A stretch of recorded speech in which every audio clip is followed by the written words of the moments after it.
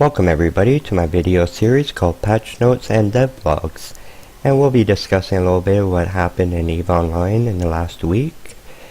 And before we begin, we're going to talk a little bit about next week, and we have the extended shutdown happening on the 29th of February, and this will happen from 900 to 1400 Universal Time, so be prepared for that. And at the same time, the Ablepedia will be shutting down, and they'll be reworking on everything. So until then, there's a lot of fan-based sites that you can go check out, and at the same time you can click F12 at any time.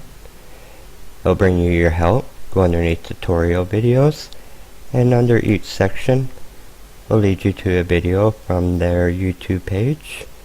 I've never actually selected that, so if you want to give that a try, feel free to.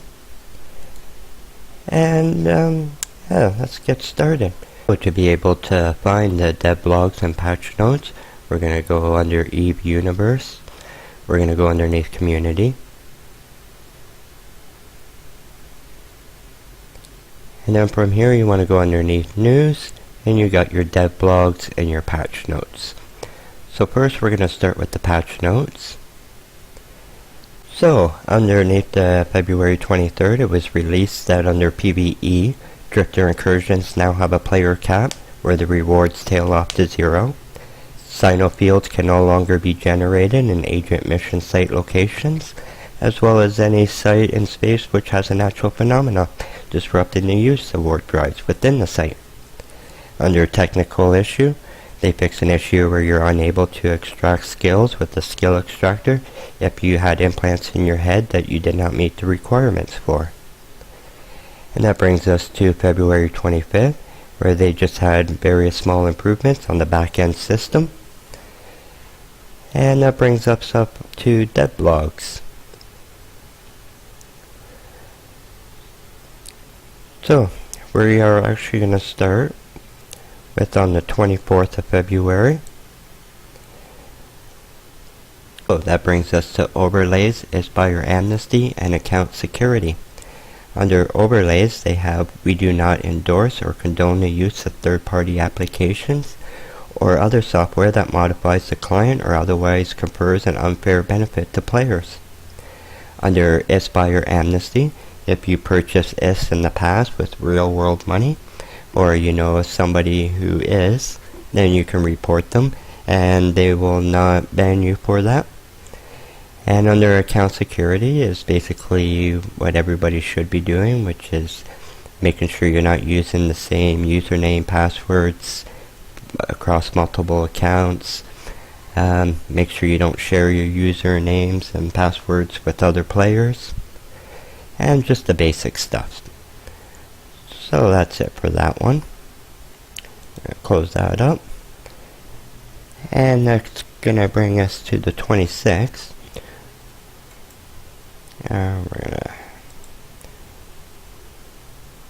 That brings us to a blog about the second CSM 10 summit that took place February 15th to the 18th.